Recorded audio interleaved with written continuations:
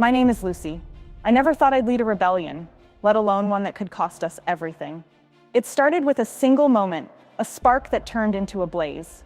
The city of Ashanti is under the iron fist of the Supreme Order, led by the ruthless General Kale. Propaganda fills the streets. Surveillance drones hover like vultures, and public executions are a grim spectacle. Pastor Elijah stands in the city square, hands bound, facing a jeering crowd. Soldiers aim their rifles at him. I watched from the crowd, clenched my fists. Tears glisten in my eyes as Pastor Elijah was executed. They thought they could silence the truth. But that day, something awakened in me, the roar of the Lion of Judah. Pastor Elijah stands in the city square, hands bound, facing a jeering crowd. Soldiers aim their rifles at him.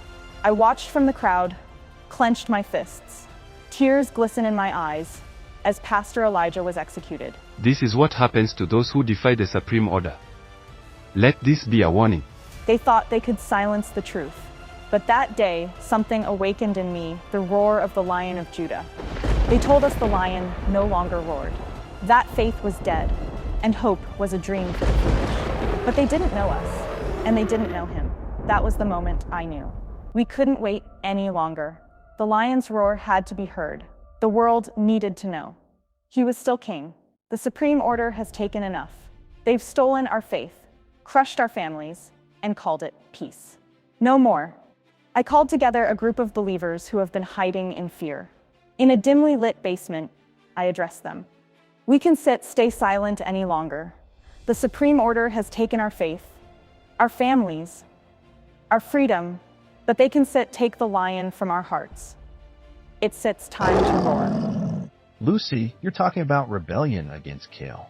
He has drones, soldiers, and spies everywhere. What do we have? Adisa, the martial artist, smirked and flexed his fists. Faith. That's all the Lion of Judah needs. Amara, the medic, smiled, looking at her bag full of all kinds of medicines and surgical apparatus. I'll stand with you. But we need to pray for strength. This isn't just a battle, it's spiritual warfare. Kwesi hacked into the Supreme Order systems to locate imprisoned believers. The first target, a secret warehouse holding dozens of captives. The place is heavily guarded. If we mess up, we're dead. The team prepared. Adisa sharpened his staff, Tariq tests his sniper rifle, and Amara packs medical supplies. I prayed. The team infiltrated the warehouse under the cover of darkness.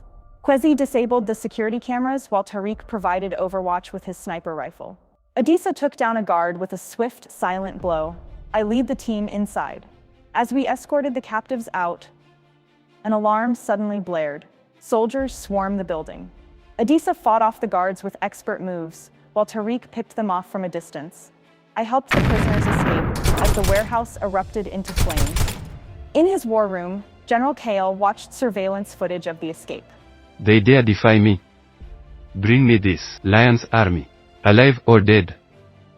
His soldiers marched into the streets, arresting anyone suspected of rebellion. Propaganda screens displayed Kale's message, "Rebellion is death, obedience is life." Kale wasn't just after us. He wanted to crush the hope we sparked. But hope is a flame that can't be extinguished. Back at the hideout, tension boiled over. Amara speaks softly. This isn't a fight we can win. Kale's men are everywhere. We're just a handful of nobodies. Then Lee, maybe you are not lion material. We need to pray. Only God can hold us together. We are almost there. Keep praying. The team infiltrated the station. Kwesi disabled the alarms while Tariq took out guards from his sniper perch. Adisa fought off a patrol with his staff, buying time for Lucy and Amara to reach the broadcast room. In the broadcast room, Lucy addressed the camera. The transmission went live as soldiers stormed the room. The team fought valiantly, allowing Kwesi to upload the broadcast to every device in the city. Kale confronted, now in chains, but I met his gaze with unwavering faith. The team stood on a hill, watching the city awaken to hope. The battle wasn't ours. It was the Lord's, and his roar will echo for generations.